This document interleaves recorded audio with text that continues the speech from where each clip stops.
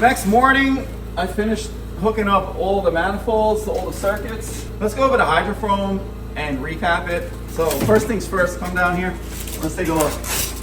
When you walk on it a lot, it gets beat up and the nubs don't hold the pecs, but you have to walk on it. So it makes it a little bit tough for the pecs to sit into this nub. I mean, there's a lot of lines coming in here, but that is a negative of it. I hope the mesh will hold down the pecs.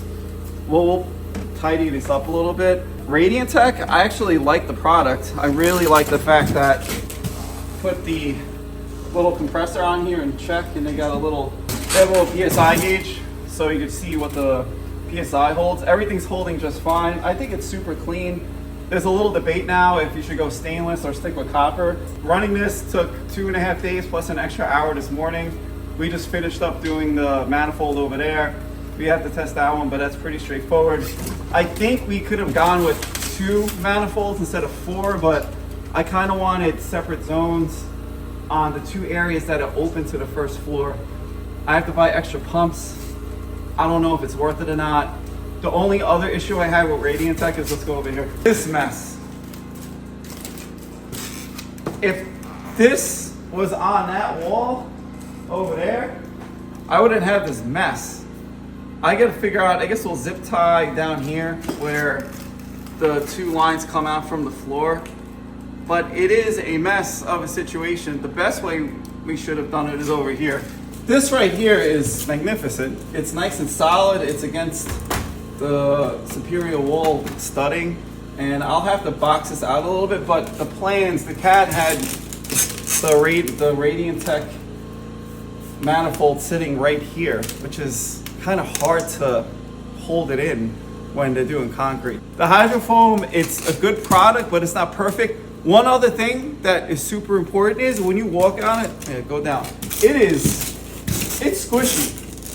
I think I mentioned this before, but I mean, it's really squishy and you hear a lot of cracking and you're wondering if you're breaking it, but I guess you're not.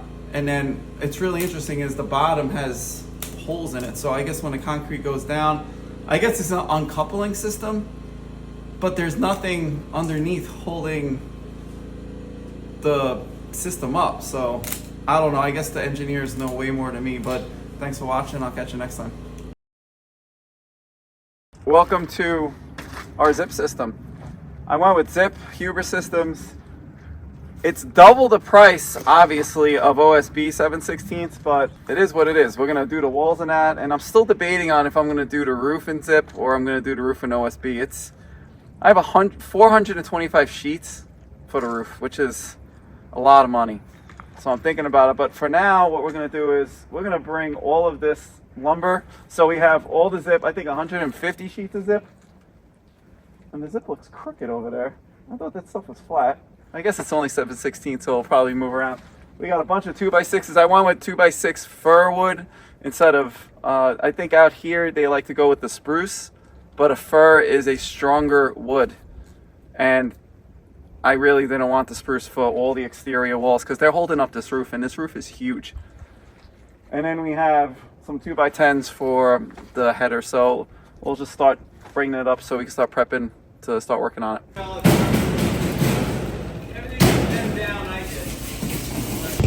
We got a lot going on. We got Gavin here doing his thing. Where is he? He's right there. I go watch that Dozer all day long. And his YouTube channel is Gavin Canfield. He's building a really cool barndominium. It's like the ultimate man house. 3 houses for me. So check him out. Gavin Canfield, like Canfield.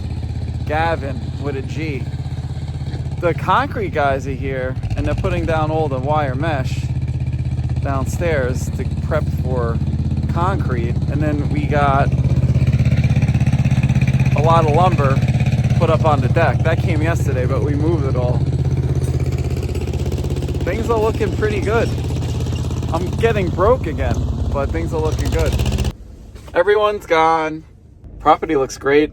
Tomorrow I'll do a drone shot of everything and you'll see how clean it looks. But hopefully we get some concrete next week. It's getting cold. But they have the mesh down ready to go, and we'll see what happens. So until I think tomorrow I'm gonna work on some stuff. Catch you next time. We have snow on the deck, and my concrete guy called and said he's coming tomorrow. But the only problem with all this ice now on the deck is it's gonna drip on the concrete. So I have all the heaters on downstairs, and I'm hoping we could get this deck dried off by the end of today.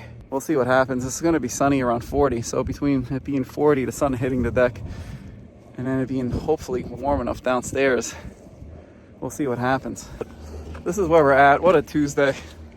Yesterday we didn't work because it snowed. How many times did I say this is not easy to build a house? It's not easy.